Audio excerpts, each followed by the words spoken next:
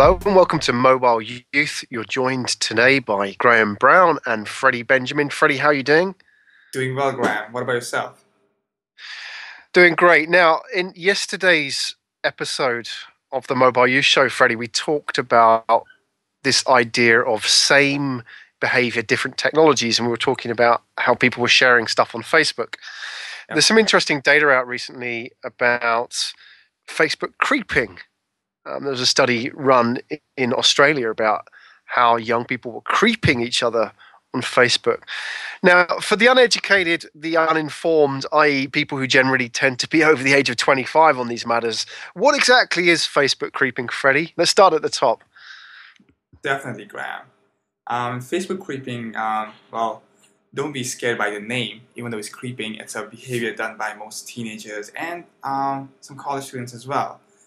Now, what is surprising is that when these young people log on to Facebook, they aren't always posting, updates and posting pictures all the time, right? What they tend to do most of the time, so like 90% of the time they spend on Facebook, is they go through other people's profiles, what other people have posted, their status updates, their pictures, who their friends are, what common friends they have, what pages they like, what groups they are a member of, and all kinds of stuff. Now, who they're talking to as well. And this behavior is called Facebook creeping. Now, one of the things is that young people just want to know what other people are up to, really.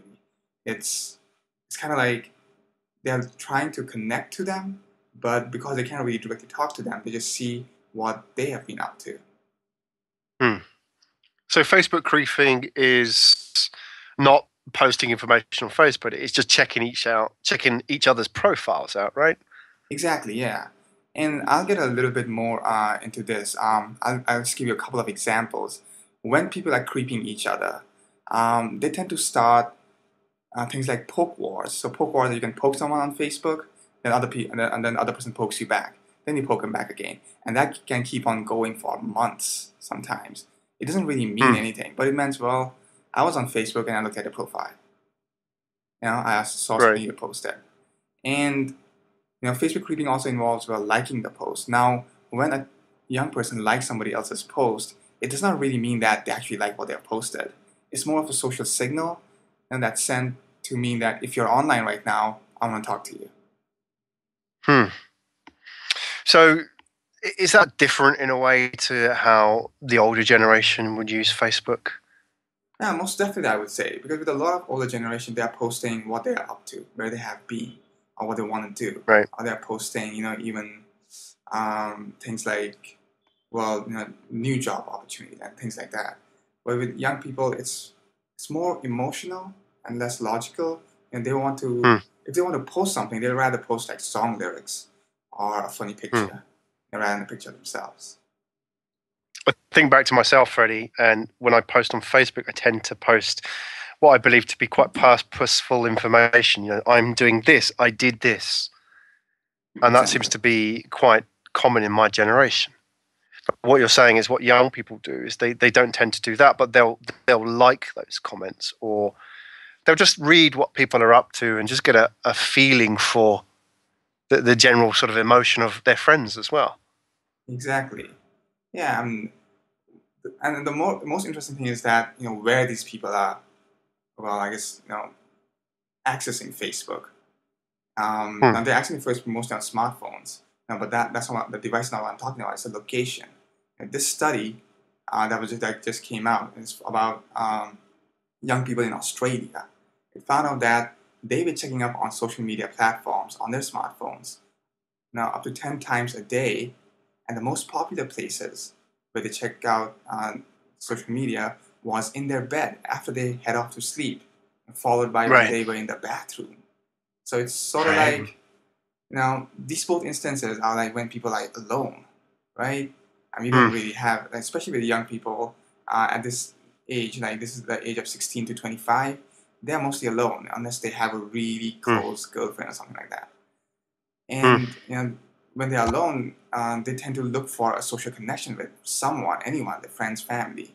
And really accessing Facebook and other social media platform is a way for them to look for it. A 19-year-old respondent said that he checked everything on the phone, and by everything he meant Facebook, Twitter, Tumblr, Instagram, everything. when he had nothing to do, and that's very Hmm. telling. So let's look at that a little bit, Freddie, because one of the themes that we found in our research is this um, the high level of usage of social media when people are alone, and often in a way which is, I'd say adults would look at it and think it might be obsessive or it might be compulsive in some way. And dare I use the word addiction? That's come up many a time from people who look at young people's behavior. We've looked at that in our research, and we've really sort of got into that whole issue. Are young people addicted to Facebook and smartphones? Hmm. Yeah, that's a very important question, I guess. And to answer that, we first need to understand this phenomenon called passive communication among young people. Now, when young people communicate, we talked about this before, I believe. They usually tend to recreate a sensation of hanging out with each other, right? They don't actively communicate about a preset agenda, with a beginning and an end to the conversation all the time. We saw that they do this over video chat using Uvu, and they're basically trying to recreate that on other social media platforms as well. And because young people mostly communicate through passive communication methods, what it looks like for a lot of adults and anyone else who's observing them is that they're spending a lot of time doing nothing. And 30 Right. years ago it was on the landline. 20 years ago it was on MSN or AOL Messenger. 10 years ago it was texting. Today it's Facebook. And then tomorrow it'll be something else. It's the same passive communication behavior being repeated on different technology platforms. So it's not really that they're addicted to technology. Yeah, I was just going to say they're addicted to what technology does for them by the sounds of Exactly. it, right? Yeah. Okay, that's really interesting. So the strong affiliation that they have, the need that they have to belong, is really what they're addicted to, and that's been around, you know, not just in the technological era, but that's been around for hundreds of years. Yes. And that's a facet of being a young person, right? Exactly.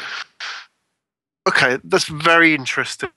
Thank you for sharing your insights, Freddie. So you've been listening to Graham Brown and Freddie Benjamin from Mobile Youth. For more information, check out www.mobileyouth.org.